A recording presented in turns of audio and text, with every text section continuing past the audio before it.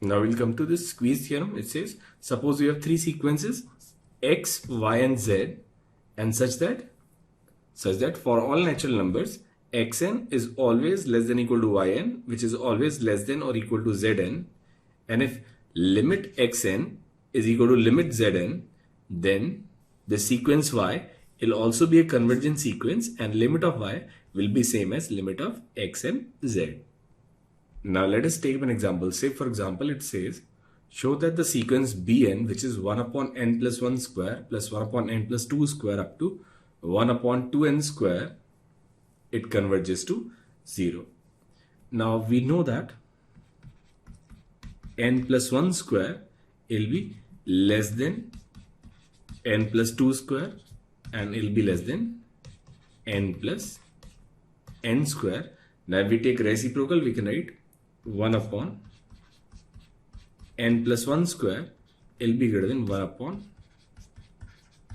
n plus 2 square and it will be greater than 1 upon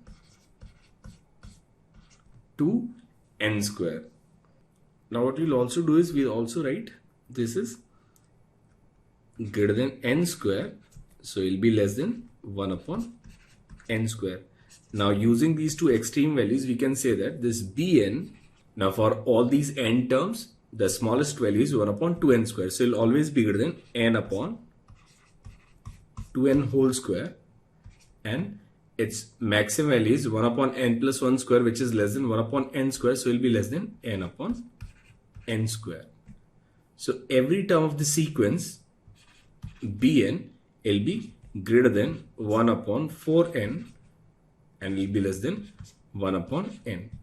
Now we take this limit n tends to infinite. Now this limit is 0, this limit is 0. Then using squeeze theorem, we can say that the sequence bn, it is a convergent sequence and its limit of convergence is 0. And that is the answer to this question. Now here the question is, let an be a sequence of real numbers satisfying mod of an is less than or equal to 1 for all n. It has defined capital An as 1 upon n, a1 plus a2 plus an. Then we need to find this limit n tends to infinite under root n into an plus 1 minus an is equal to what? Now if we find an plus 1 minus an, it will be simply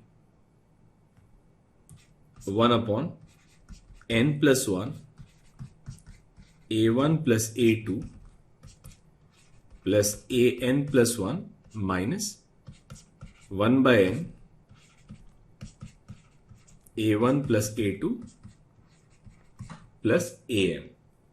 Now we can simplify this as n times an plus 1 and then minus a1 minus a2 minus an upon n into n plus 1.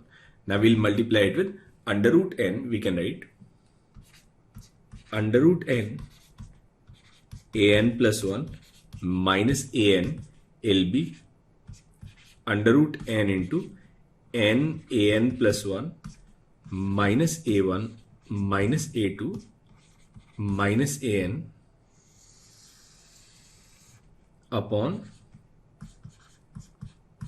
n into n plus 1. Now this expression will always be less than or equal to under root of n and then n mod an plus 1 plus mod a1 plus mod a2 plus mod an upon n into n plus 1. Now mod an, it is less than or equal to 1. So this is less than n and this is 1 plus 1 plus 1 n. So we can write it will always be less than or equal to under root n into 2n upon n plus 1. Now here we will cancel this n with n. So this n an plus 1 minus an, it will be less than under root 2n upon n plus 1. Now we take this limit n tends to infinite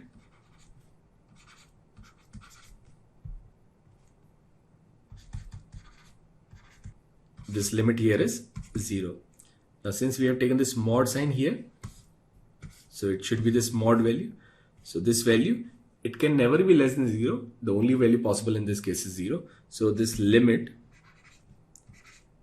n tends to infinite, n an plus 1 minus an, it will be 0. And that's your option A. Another theorem is, if fn and gn be two convergent sequences, and if fn is less than or equal to gn, then limit fn will always be less than or equal to limit gn. And if fn and gn are two sequences such that mod fn is less than or equal to mod gn, then if limit gn is 0, then limit fn is also 0. Now let us take an example. Say for example, consider two real valued sequences xn and yn satisfying the condition that xn cube minus yn cube tends to 0 as n tends to infinite, then which of the following is correct? Now we'll write mod of xn cube minus yn cube, and it'll be equal to mod of xn minus yn into xn square plus yn square plus xn into yn. Now we'll multiply everything with 4. So we'll get 4xn square, 4yn square, and then 4xn yn. Now we can rewrite this as mod of xn minus yn, and here it will be mod of xn minus yn whole square plus 3 times xn plus yn whole square. Now it will always be greater than or equal to xn minus yn whole cube. So we can write xn minus yn cube will be less than or equal to 4 xn cube minus yn cube.